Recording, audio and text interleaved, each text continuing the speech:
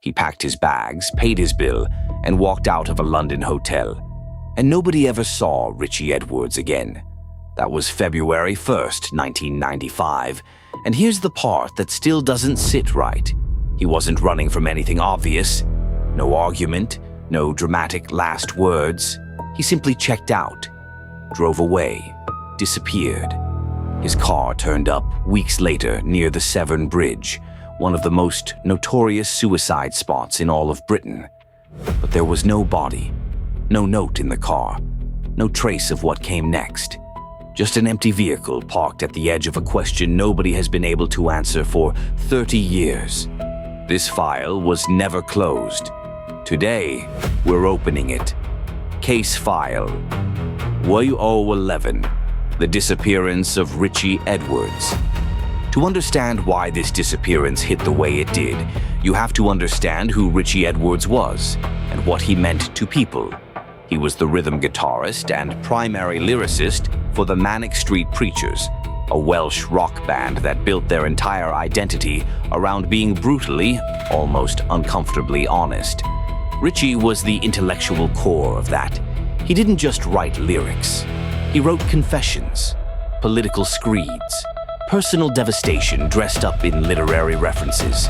He quoted Camus and Plath in the same breath as he tore apart his own mental state on the page. He was also deeply troubled in ways that were never hidden. In 1991, during an interview with a journalist who questioned his sincerity, Richey carved the words "for real" into his own forearm with a razor blade. That image, shocking, disturbing, impossible to look away from, became one of the defining moments of his public life. It wasn't a cry for attention, according to people who knew him. It was his version of a proof of concept. By 1994, things had gotten significantly worse. He was hospitalized twice, once for severe self-harm and once for alcohol dependency and anorexia. He spent time in a treatment facility called the Priory. Publicly, he seemed to be recovering. Privately, according to those closest to him, the picture was far more complicated.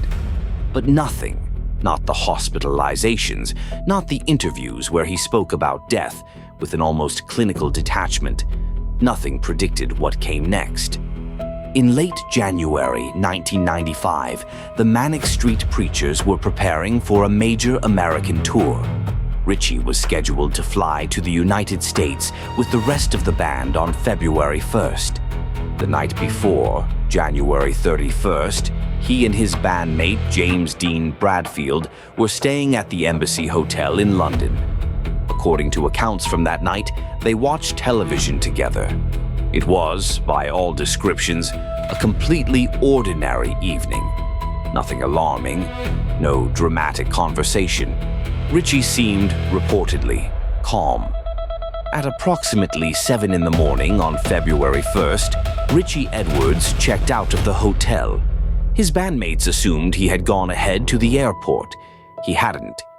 Instead, according to investigators, he drove his Vauxhall Cavalier, a silver car, roughly 160 miles west, back toward Wales, back toward Cardiff, where his apartment was.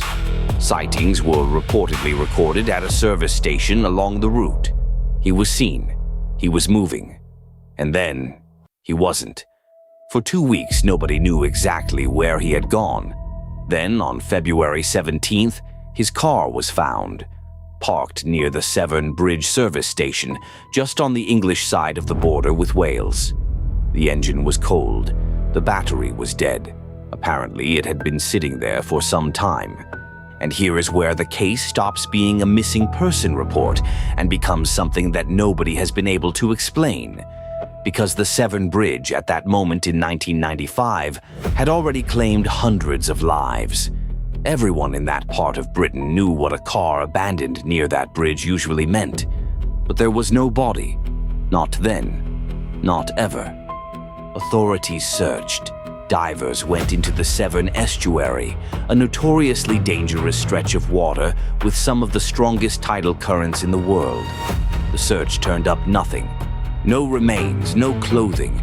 No physical evidence that Richey Edwards had gone into that water at all. Meanwhile, the reported sightings started coming in, and they didn't stop. Somebody claimed to have seen him at a Newport cash point, an ATM, shortly after he disappeared. That transaction was reportedly confirmed. He had withdrawn money, which means he was alive at least in those first days after February 1st. But then, and this is the detail that splits people into two camps, sightings began to emerge from much further away. A backpacker hostel in Fuerteventura in the Canary Islands reported sightings in Goa, India. A man resembling Richey Edwards, traveling alone, quiet, seemingly off the grid. Now, sightings in missing persons cases are notoriously unreliable. Grief and hope do powerful things to human perception. Investigators and the Edwards family have acknowledged this. But what makes the Richey Edwards case unusual is the sheer persistence of those reports. Not just from fans, but from people who reportedly had no idea who he was until after the fact. One theory suggests he planned the disappearance deliberately, that he withdrew cash strategically, drove to the bridge to make it look like a suicide, and then slipped away. His passport was never used after his disappearance, according to investigators. But in 1995, crossing certain European borders didn't require a passport. That detail doesn't close the door. It just makes it heavier. When investigators and his family eventually went through Richey Edwards' Cardiff apartment, they found something that has fueled speculation ever since. He had left behind books, neatly stacked, some with passages underlined, notebooks filled with writing. Not farewell letters, but dense, fragmented literary material. Some of it was reportedly incorporated into the Manic Street Preachers' 1996 album, The Holy Bible's successor, and later into the album Journal for Plague Lovers, released in 2009 using exclusively lyrics Richey had left behind. His flat was reportedly tidy, organized in a way that could mean either someone preparing to leave permanently or someone who simply lived that way. There was no definitive suicide note. That absence has meant everything to the people who believe he is still out there somewhere, and it has meant nothing to the people who believe the Severn estuary simply never gave him back, which, given those tidal currents, is not an unreasonable conclusion. Bodies have been lost in that water before. His sister, Rachel Edwards, has spoken publicly over the years about the impossible position the family was left in, unable to grieve properly, unable to move forward, waiting for a certainty that never came.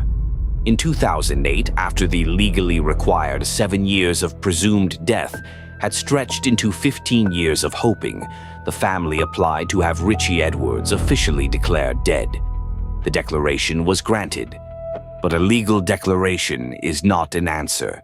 It's just a piece of paper that tells grief it's allowed to exist. So here's where we come back to that first question, the one this whole case rests on. A man checks out of a hotel on a cold February morning. He drives across England, he parks near a bridge, and then he is simply gone. Did Richey Edwards die by suicide in the Severn estuary? It is, according to investigators and those who have studied the case most carefully, the most statistically probable explanation. The location was not random. He had spoken and written about death with a directness that alarmed people close to him. His mental health had been deteriorating for years. The tidal conditions in the Severn estuary are severe enough that a body could, plausibly, never be recovered.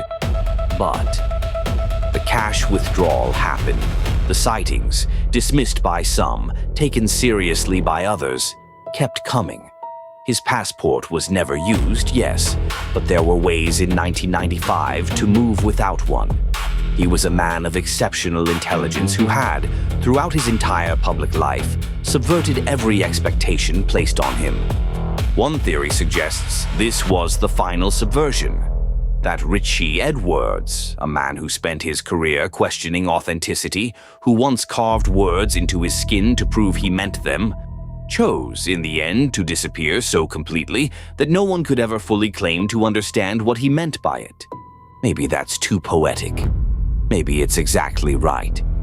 What remains is this: a silver car by a bridge, a stack of books in a tidy apartment, 30 years of questions, and a family that had to stop waiting without ever really getting to stop wondering. Cold Archive never closes a file. What do you think happened? Tell us in the comments, and subscribe because the next file is already open.